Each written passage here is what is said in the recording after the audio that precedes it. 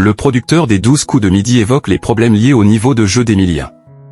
Invité au micro de Culture Média sur Europe 1, mardi 10 juin, Jean-Louis Blot, le patron d'Endemolshine France, la société de production qui réalise les 12 coups de midi, s'est livré sur l'impressionnant niveau du champion Emilien.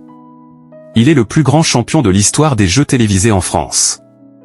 Depuis le 25 septembre 2023, Emilien bat tous les records des 12 coups de midi, diffusés sur TF1. Après sa 621 victoire dans l'émission ce mardi 10 juin, le jeune candidat cumule désormais la somme impressionnante de 2 493 393 € dans sa cagnotte, à laquelle s'ajoutent les nombreux cadeaux reçus depuis son arrivée sur le plateau de l'émission.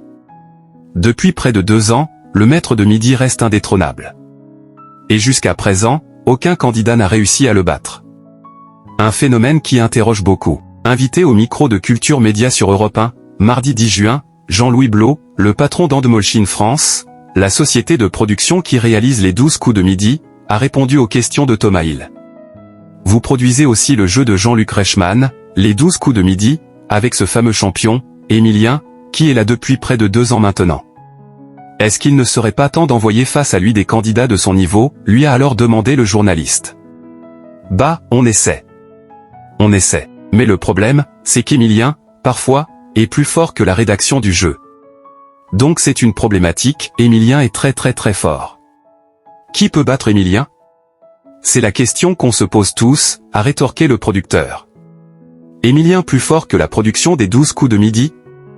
En effet, depuis son arrivée dans le programme de Jean-Luc Reichmann, Emilien a plusieurs fois corrigé les questions et les réponses du jeu télévisé. Ce fut notamment le cas lors de l'émission du lundi 2 juin. Alors que l'animateur avait validé la réponse d'une candidate sur la capitale de l'Indonésie, le maître de midi s'est permis de rectifier ses propos. En effet, la capitale du pays n'est plus Jakarta, mais Nusantara depuis août 2024, pour des raisons environnementales.